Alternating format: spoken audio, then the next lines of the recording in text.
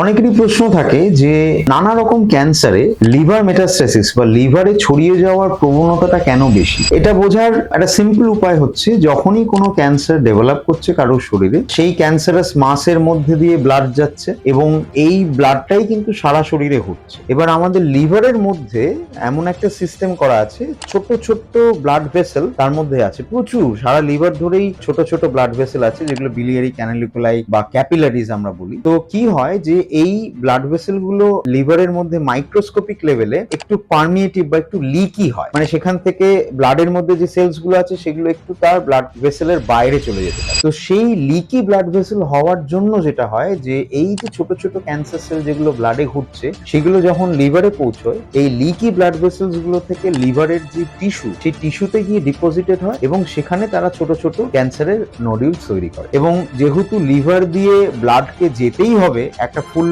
সার্কুলেশনে, কাজেই লিভার এবং লাং এই দুটো হচ্ছে most common site metastasis develop করা। সেই জন্যই যে কোনো ক্যান্সারেই যখনই সেটা ব্লাডে ছড়াচ্ছে, ইউজুয়ালি ফার্স্ট অর্গান হিসেবে আইদার লিভার বা লাং ডেভেলপ করে as a site of metastasis. ধন্যবাদ।